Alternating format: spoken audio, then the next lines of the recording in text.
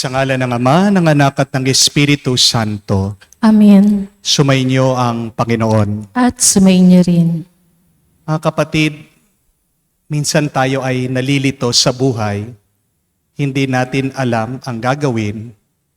Hindi natin alam kung ano ang pipiliin. Pero pag ikaw ay naharap sa kaguluhan ng iyong buhay, ito ang iyong tandaan. Piliin mo kung saan ka mas makakapagmahal. Choose the most loving thing to do. Dahil ang utos ng Diyos ay hindi maging mabuti. Ang utos ng Diyos ay magmahal palagi. Dahil sa pamamagitan ng pagmamahal, nagiging kamukha natin, kawangis ang Diyos. Sa pamamagitan ng pagmamahal, diyan bubuti ang ating karanasan, ang ating pagkatao. Aminin natin, tayo'y nagkulang din minsan sa pag-ibig at pagmamahal.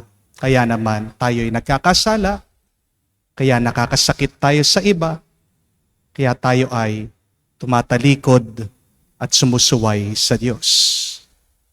Aminin natin ang mga pagkakataon na ito ng ating mga kamalian, kasalanan at pagkukulang para tayo ay makitang karapat-dapat kahit nakakaunti lang na makatanggap sa mga banal na misteryo. Inaamin ko Sa makapangyarihang Diyos at sa inyo mga kapatid, na lubha akong nagkasala sa isip, sa salita, sa gawa, at sa aking pagkukulang. Kaya isinasamo ko sa mahal na Birheng Maria, sa lahat ng mga anghel at mga banal, at sa inyo mga kapatid, na ako'y panalangin sa Panginoong ating Diyos. kaawaan tayo na makapangyarihang Diyos, patawarin tayo sa ating mga kasalanan, at patnubayan tayo sa buhay na walang hanggan. Amen. Panginoon, kaawaan mo kami. Panginoon, kaawaan mo kami. Kristo, kaawaan mo kami. Kristo, kaawaan mo kami. Panginoon, kaawaan mo kami. Panginoon, kaawaan mo kami. Manalangin tayo. Ama naming makapangyarihan, puspusin mo kami ng iyong kagandahang loob upang sa pagmamalabis kami laging tumalikod. At sa mga utos mo kami naway makasunod sa iyong patnubay at pagtataguyod. Sa pamagitan ni Jesucristo kasama ng Espiritu Santo, magpa sa walang hanggan. Amen. Pagbasa mula sa aklat ni Propeta Oseas. Ito ang sabi ng Panginoon. Israel, manumbalik ka na sa Panginoon na iyong Diyos. Ang pagbagsak mo ay bunga ng iyong kasamaan. Dalhin ninyo ang inyong kahilingan. Lumapit kayo sa Panginoon at sabihin ninyo, patawarin mo na kami. Kami iyong kahabagan at tanggapin. Maghahandog kami sa iyo ng papuri. Hindi kami mailigtas ng Assyria. Hindi kami sasakay sa mga kabayo. Hindi na naming tatawaging Diyos ang mga larawang ginawa lamang ng aming mga kamay. Sa iyo lamang makatatagpo ng awa ang mga ulila. Sabi ng Panginoon, patatawarin ko na ang aking bayan. Mamahalin ko sila ng walang katapusan, sapagkat mapapawi na ang aking galit. Ako'y matutulad sa hamog na mapagpapasariwa sa Israel, at mamumulaklak siyang gaya ng liryo. Mag-uugat na tulad ng matibay na punong kahoy. Dadami ang kanyang mga sanga. Gaganda siyang tulad ng puno ng olibo at hahalimuyak gaya ng Libano. Magbabalik sila at tatahan sa ilalim ng aking kalinga. Sila'y yayabong na gaya ng isang halamanan. Mamumulaklak na parang punong ubas, at ang bangoy katulad ng alak mula sa Libano. Ephraim, lumayo ka na sa mga Diyos-Diyosan. Ako lamang ang tumutugon at nagbabantay sa iyo. Ako'y katulad ng sipres na laging luntian, at mula sa akin ang iyong bunga. Ang mga bagay na ito'y dapat unawain ng matalino at dapat mabatid ng marunong. Matuwid ang mga daan ng Panginoon, at doon tumatahak ang mabubuti. Ngunit madarapa ang mga ngahas na sumuway. Ang salita ng Diyos. Salamat sa Diyos. Tinig ko'y iyong pakinggan, ang sabi ng poong mahal. Tinig ko'y iyong pakinggan ang sabi ng poong mahal. Sa paglabas namin sa bansang mabagsik, ganito ang wika na aking narinig. Mabigat mong dalay, aking iniibis. Ipinababa ko ang pasaning basket. Iniligtas kita sa gitna ng hirap. Iniligtas kita nang ika'y tumawag. Tinig ko'y iyong pakinggan ang sabi ng poong mahal. Tinugon din kita sa gitna ng kidlat, at sinubok kita sa batis Meriba. Kapag nangungusap, ako'y iyong dinggin. Sana'y makinig ka, o bansang Israel. Tinig ko'y iyong pakinggan ang sabi ng poong mahal. Ang Diyos ay huwag mong paglingkuran. Diyos ng ibang bansay, di dapat luhuran. Ako'y Panginoon, ako ang Diyos mo. Ako ang tumubos sa iyo sa Egypto. Tinig ko'y iyong pakinggan ang sabi ng poong mahal. Ang tangi kong hangad, sana ako'y sundin. Sundin ang utos ko ng bayang Israel. Ang lalong mabuting bunga nitong trigo, ang siyang sa iyo'y ipapakain ko. At ang gusto ninyong masarap na pulot, ang siya sa inyo'y aking idudulot. Tinig ko'y iyong pakinggan ang sabi ng poong mahal.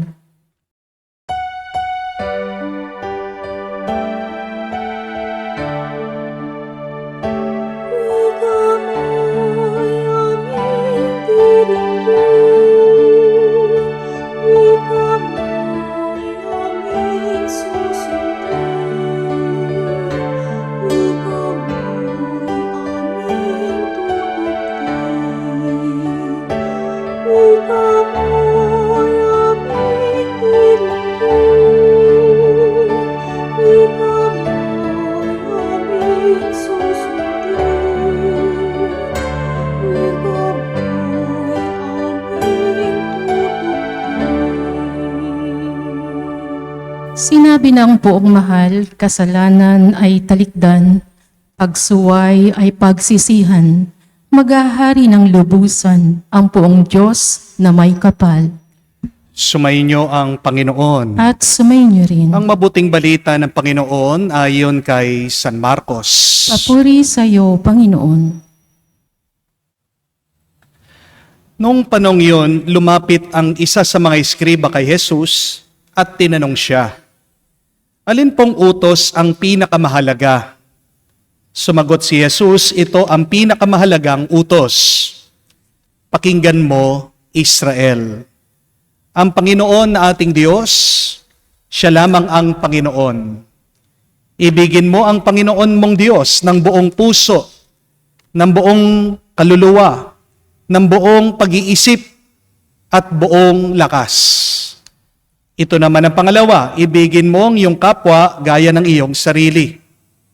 Wala nang ibang utos na hihigit pa sa mga ito. Tama po, guro, wika ng iskriba. Totoong sinabi nyo, iisa ang Diyos at wala nang iba, liban sa Kanya. At ang umibig sa Kanya ng buong puso, buong pag-iisip, buong lakas, at ang umibig sa kapwa gaya ng kanyang sarili, ay higit na mahalaga kaysa sa magdala ng lahat ng handog na susunugin at iba pang mga hain. Nakita ni Jesus na matalino ang kanyang sagot, kaya't sinabi niya, malapit ka nang mapabilang sa pinaghaharian ng Diyos. At wala nang nangahas pagtanong kay Jesus mula noon. Mga kapatid, ang mabuting balita ng ating Panginoon. Pinupuri ka namin, Panginoong Heso Kristo. Magandang araw po muli sa inyong lahat. How to grow in love for God and for others. Paano manatiling nagmamahal sa Diyos at sa iba? Narinig po natin sa Ebanghelyo na ang pinakamahalagang utos ay ang mahalin ang Diyos at ang ating kapwa kung paano natin minamahal ang ating sarili. Pero aminin natin, kahit na mahalaga ang magmahal, kahit na masarap ang umibig, madalas nagsasawa tayo. Minsan nawawalan tayo ng gana. Sumusuko din tayo sa pagmamahal. Amen. Amen sa mga broken-hearted dyan. Marami po akong nakikitang ganyan. Minsan pag first time na mag-serve sa simbahan, napakasigasig, napakasipag. Yung mga altar server po namin dito, pinatahi ko pa ng sutana. Pero binigyan ko lang ng ilang buwan, hindi na nagpakita. Naglaho na, parang bula, naging multo. Kahit naman po sa mga mag-asawa, hindi po ba? Di ba sa umpisa, honeymoon stage. Pero ilang taon lang, nagiging nightmare stage. Wala na yung kuryente, yung spark, yung excitement, namamatay. Sabi nga po nung isang kakilala ko na kakakasal pa lang, habang daw tumatagal ang pagsasama nila ng misis niya, naiinis daw itong babae sa kanya. Bakit ganun po, no? Bakit nawawalan tayo ng gana o sigasig sa pagmamahal? Ang problema kasi, tingin natin sa pagmamahal ay isang okasyon lang. Yung iba po, iniisip na pag kinasal na, tapos na. It's the end.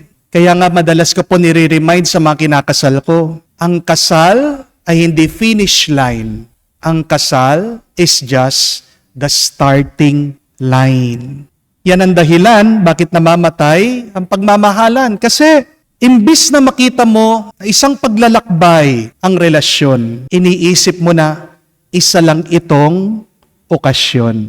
But we must correct how we see love, how we perceive love. Love is not a one-time event, but to love means it is part of your life.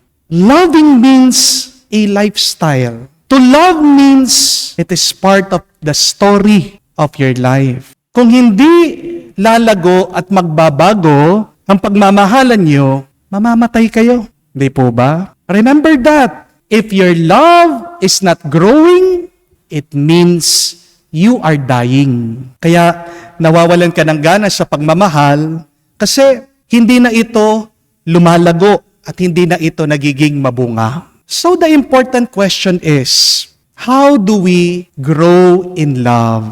There are 3 things that we can do so that our love may grow through the years. Number 1, spend time with your loved one. Hindi mo masasabi na mahal mo ang isang tao kung hindi mo siya binibigyan ng oras at ng panahon. Amen?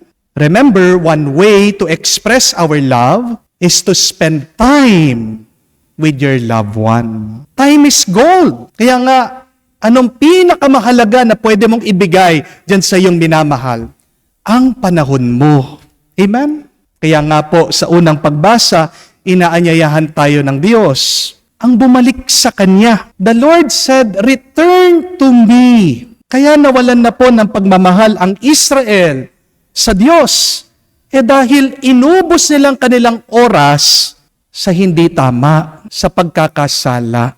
Love is developed through time. But also hatred is developed. It takes root if you do not spend time with your loved one.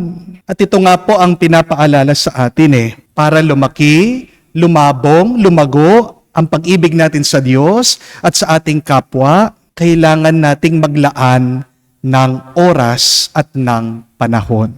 Gusto mong mahalin mo pa ang Diyos? Dagdagan mo ang oras ng pagdarasal mo. Magsimba ka palagi. Pag nilayan mo araw-araw ang Kanyang salita, mag-visit ka naman sa Blessed Sacrament. Mag-Holy Hour ka. Bakit po sa tingin niyo, meron mga ibang mag-asawa na nai-inlove sa mga kanilang kaopisina? Kasi, isipin niyo po, buong 8 hours sa maghapon, araw-araw, kasama nila yung kaopisina nila. Kaya nga, na-develop sila sa kanila Bakit nawala na yung pag-ibig, yung amor mo dyan sa iyong asawa? Kasi, nagkulang ka na ng oras at panahon sa kanya. Umuuwi ka na lang para kumain, para maligo, para matulog. Hindi mo na nga kinakausap yung asawa mo Kapag magkasama kayo, sino tinitignan nyo? Di ba yung cellphone nyo? Nakatutok kayo, nagtitiktok kayo, naghahanap pa nga kayo ng mga sexing babae. Pagkatapos yung kumain, nag-uusap pa po ba kayo? Kinukumusta mo pa ba ang iyong asawa? Yung mga iba, diretso nang natutulog, magigising, di mapapansinin, di kakausapin ang kanilang mga misis. Lalalim lang ang pagmamahalan, kapatid, kung bibigyan mo ng oras ang iyong minamahal. Kaya nga po, tandaan po natin, do you want your love to grow, to deepen? Then, spend more time with your loved one. But secondly, for love to grow, you need to listen.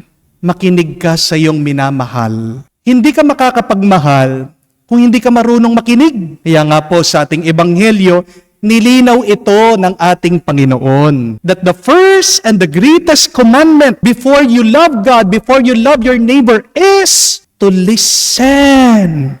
Ano po ang sabi? Hear, O Israel, the Lord our God is Lord alone. Pinakita dito isang tanda ng pagmamahal ay sa pamamagitan ng pakikinig. Diba? Iba po ang pakiramdam kapag pinakikinggan ka. At napakasakit kapag nagsasalita ka, wala man nakikinig. Masakit po para sa teacher ang hindi pakinggan ng kanyang mga estudyante. Nakakasakit po ng loob para sa mga magulang kapag hindi sila pinakikinggan ng kanilang mga anak. Nakakapanliit din po para sa mga nagtitinda sa mall, salita na sila na salita, dinadaan-daanan lang ng mga tao. Kapag may nakikinig sa iyo, isa lang ibig sabihin, minamahal ka. Marami naman sa atin, hindi marunong makinig. Di po ba? Bakit? Because a lot of us only listen in order to respond. Ang dami sa inyo, ganyan Nakikinig lang para sumagot. Pero ilan ba sa atin yung nakikinig para umunawa? Kaya nga kapag mahal mong isang tao, kahit na hindi siya magsalita, nauunawaan mo siya. Di po ba? Kapag nagbuntong hininga na, yung misis mo, sabi, alam mo, pagod na siya. Kapag tahimik na, yung misis mo, alam mo, kailangan niya ng pera. Kapag nagbubwisit na, yung anak mo, alam mo, pagod na siya, gusto na niyang magpahinga. Ang mga marunong makinig, sila ang mga marunong umibig. Kaya nga po, kapag nakikinig tayo, sana po gamitin natin hindi lang ang ating mga tenga, gamitin po natin ang ating mga puso. Kaya nga hindi niyo po napansin, kapag wala nang nakikinig, meron na nag-aaway.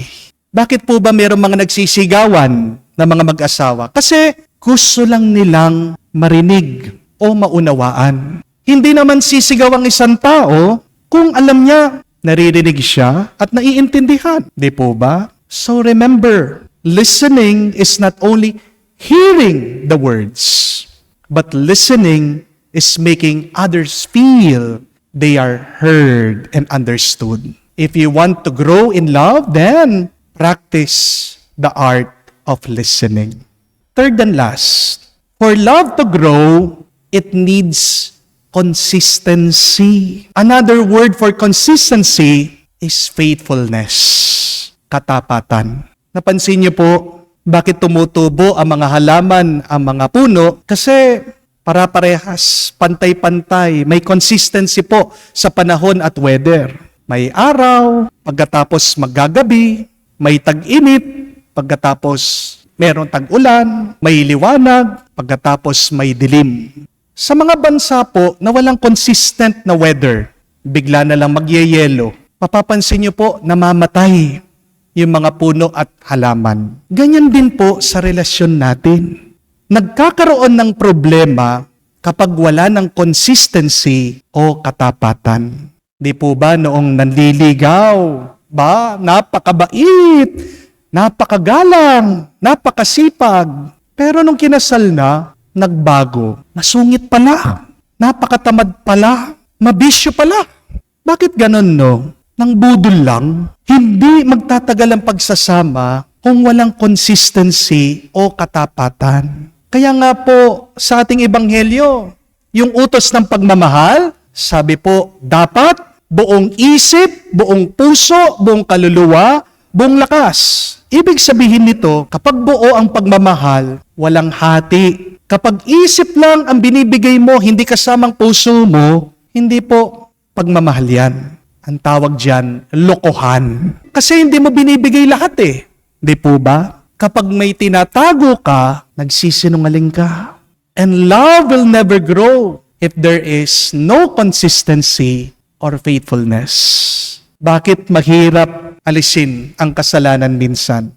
Kasi inaraw-araw mo na yung iyong pagkakasala. Imbis na maging tapat ka sa Diyos, naging tapat ka sa dyablo, sa tukso ng demonyo, sa pagkakasala, sa pagkakamali. Kaya nga ang hirap mo nang alisin dyan eh.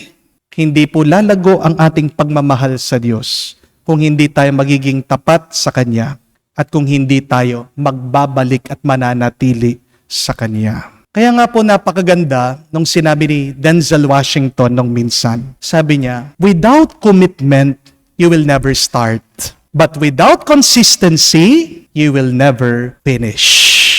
Magandang itanong po yan, pag nilayan. Saan ba ako nagkukulang sa aking katapatan? Sa Diyos at sa aking minamahal.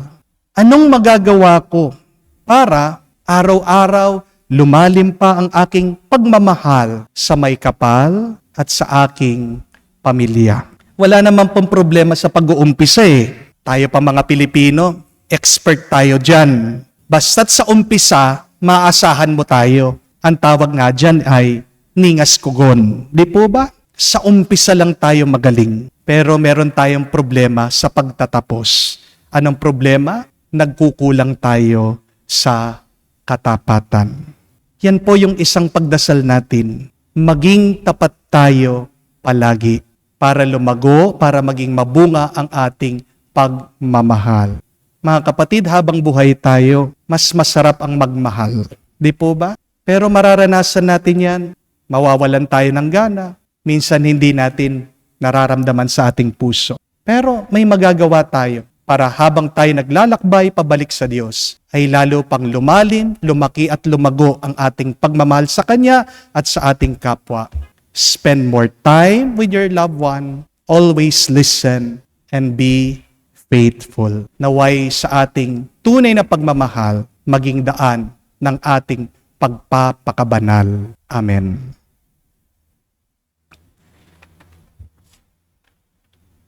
Manalangin tayo sa Diyos. Ama, napukawin ang Kanyang pag-ibig, ang lahat at ang Kanyang pag-ibig ay matatakan sa ating pakikitungo sa bawat tao. Ating sabihin, Panginoon, dinggin mo kami. Panginoon, dinggin mo kami. Ang simbahan naway hindi kailanman tumigil sa pagpapahayag ng pag-ibig sa Diyos at sa kapwa. Bilang puso ng Ebanghelyo, manalangin tayo sa Panginoon. Panginoon, dinggin mo kami. Atin nawang huwag kaligtaan kailanman ang magpadama ng habag sa mga kapuspalat, sa mga walang nagmamahal at mga nangangailangan. Manalangin tayo sa Panginoon. Panginoon, dinggin mo kami. Atin nawang pakitunguhan ang bawat tao ng may kabutihang loob at paggalang. Manalangin tayo sa Panginoon. Panginoon, dinggin mo kami. Sa katahimikan po ng ating puso, banggitin din natin sa Diyos ang ating mga personal na pangangailangan. Ama naming Diyos, tulungan mo kaming ibigin ka at ang aming kapwa ng walang hanggan, katulad ng ginagawa mo. Dinadalangin namin ito sa pamagitan ni Kristo, aming Panginoon. Amen.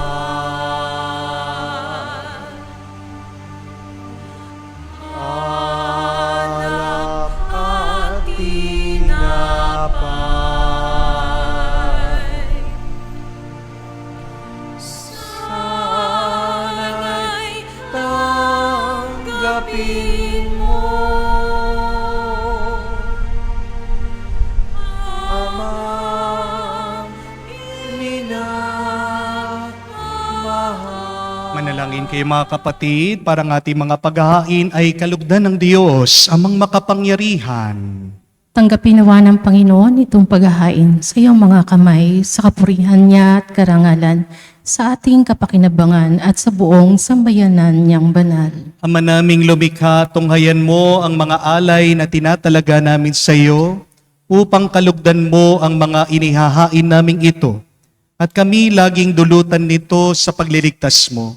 Sa pamagitan ni Kristo kasama ng Espiritu Santo, magpa sa walang hanggan. Amen. Sumainyo ang Panginoon. At sumayin niya rin. Itaas sa Diyos sa inyong mga puso at diwa. Itinaas na namin sa Panginoon. Pasalamatan natin ang Panginoong ating Diyos. Marapat na siya ay pasalamatan. Ama naming makapangyarihan, tunay nga marapat ikaw ang aming pasalamatan sa pamagitan ni Kristo na aming Panginoon. Sa pagbabakasakali mo kami bubuti, sinugo mo si Kristo upang pangunahan kami. Bilang pagsunod sa iyong atas na bigay, pinahayag ng iyong anak ang iyong kalooban, na ang mga apit dukha ay kanyang damayan. Ngayon ay iyong inihahandog ang pagkakataong aming maisaloob, ang kanyang ganap na kusang paglilingkod, upang sa iyo'y lagi kami makasunod. Kaya kaisa na manghel nagsisiawit ng papuri sa iyo, nang walang humpay sa kalangitan, kami nagbubunyi sa iyong kadakilaan.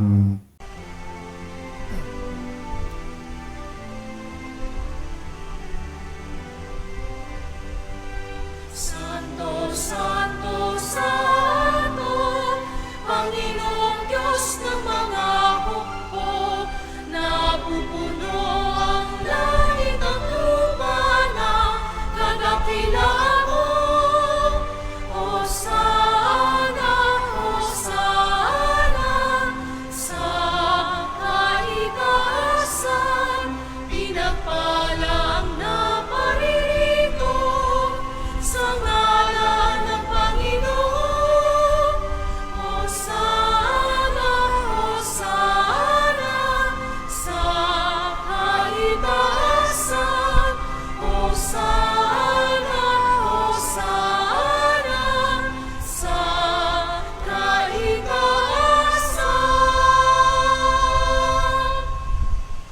Ama naming banal, ikaw ang bukalan tanang kabanalan. Kaya't sa pamagitan ng iyong Espiritu, gawin mong banal ang mga kaloob na ito, upang para sa amin, maging katawan at dugo ng aming Panginoong Heso Kristo. Bago niya pinagtiis ang kusang loob na maging handog, hinawakan niyang tinapay, pinasalamatan kanya, pinaghati-hati niya iyon, inabot sa kanya malagad at sinabi, "Tanggapin ninyo lahat ito at kanin. Ito ang aking katawan na ihahandog para sa inyo."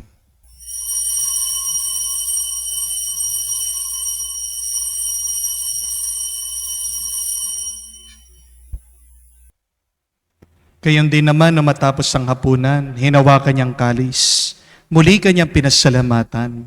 Inabot niyang kalis sa kanya malagad at sinabi, "Tanggapin ninyo lahat ito at inumin. Ito ang kalis ng aking dugo, ng bago't walang hanggan tipan. Ang aking dugo na ibubuhos para sa inyo at para sa lahat, sa ipagpapatawad ng mga kasalanan. Gawin ninyo ito sa pag-aalaala sa akin."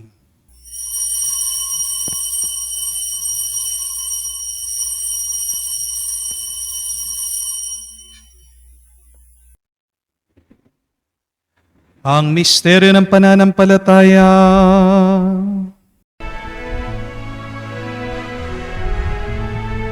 Sa krus mo at pagkabuhay, kami natubos mong tunay.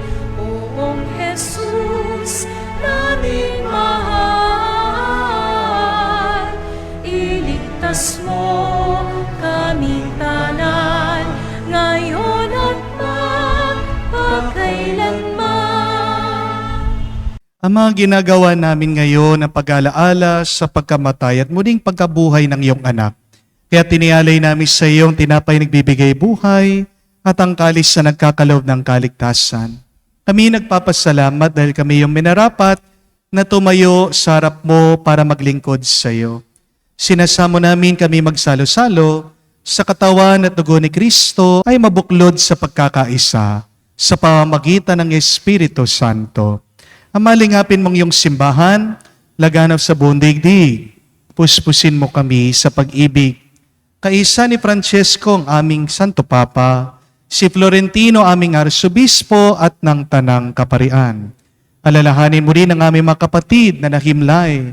May pag-asang sila'y muling mabubuhay. Gayon din naman lahat ng mga pumanaw.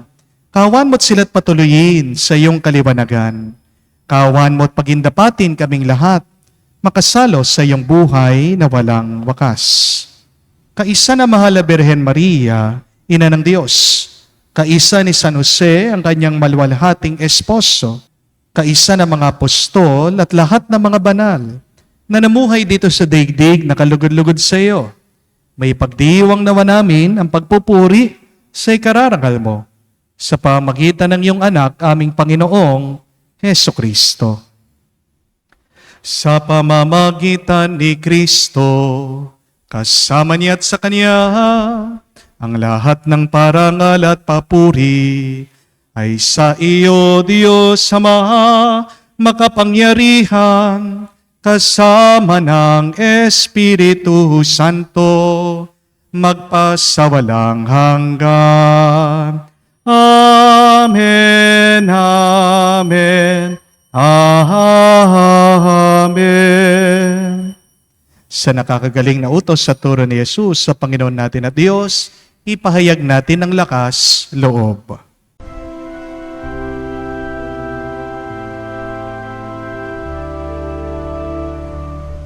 Ama namin, sumasalangit ka, sambahin ang ngalan mo, mapasa angin ang kaharian mo,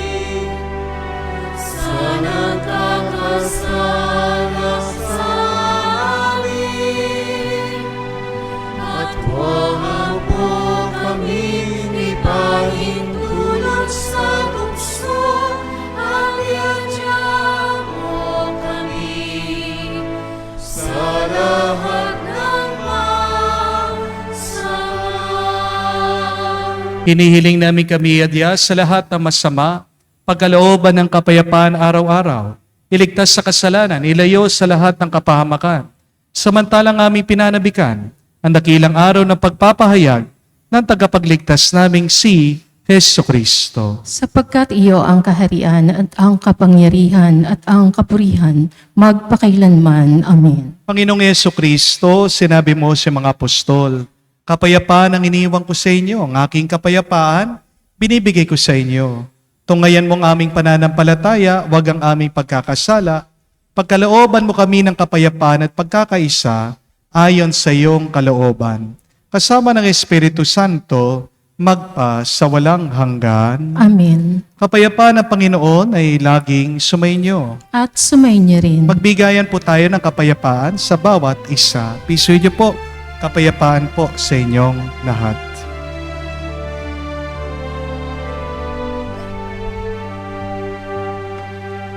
Kordero ng Diyos na nag-aalis ng mga kasalanan ng sanlibutan, maawa ka sa amin. Maawa ka sa amin. Kordero ng Diyos na nag-aalis ng mga kasalanan ng sanlibutan, maawa ka sa amin. Maawa ka sa amin. Kordero ng Diyos na nag-aalis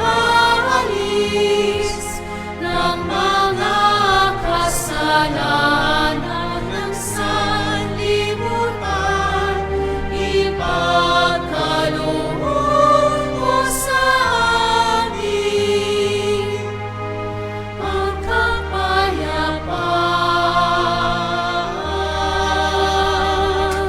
Mga kapatid, naririto ang ating Panginoong Jesucristo, ang Kordero ng Diyos. Siya nag-aalis sa makasalanan ng sanlibutan. Mapalad tayong lumalapit sa piging ng Kordero. Panginoon, hindi ako karapat-dapat na magpatuloy sa iyo.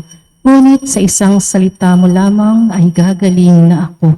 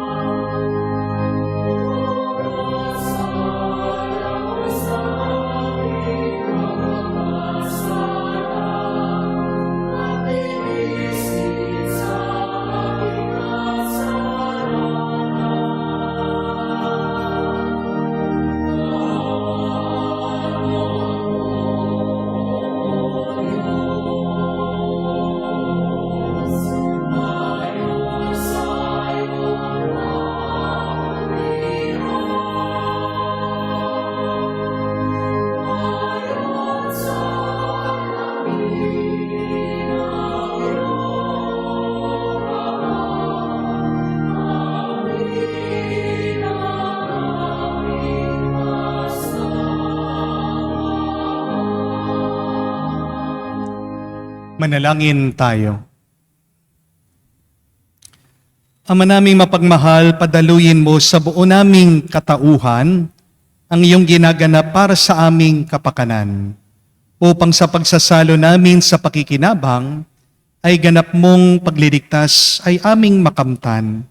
Sa pamagitan ni Jesucristo kasama ng Espiritu Santo, magpa sa walang hanggan. Amen. If you are not growing, you are dying. Tandaan niyo po yan.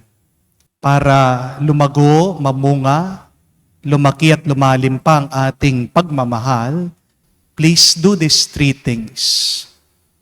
First, spend time with your loved one.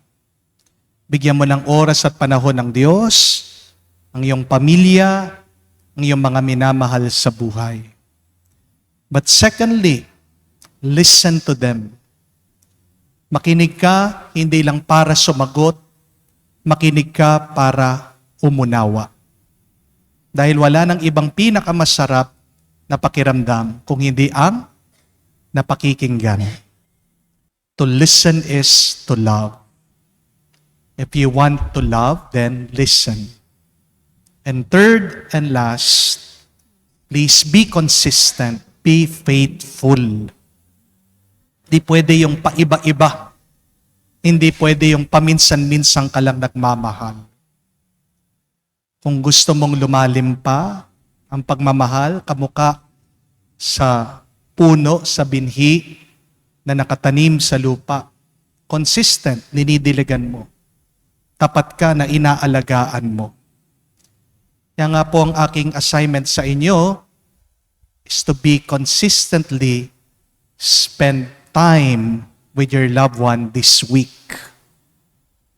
Ngayong pong araw na ito hanggang linggo, kahit 3 araw lang, bigyan nyo naman ng oras at panahon ang inyong mga minamahal. Huwag ka muna magsalita, pakinggan mo sila. Anong gusto nilang sabihin sa iyo? Sumayin niyo ang Panginoon. At sumayin niyo rin. At kayo basbasan ng Diyos makapangyarihan sa lahat, sa ngalan ng Ama, ng Anak, ng Espiritu Santo. Amen. Ang ating misa'y natapos na. Humayo kayo sa kapayapaan ni Kristo. Salamat sa Diyos.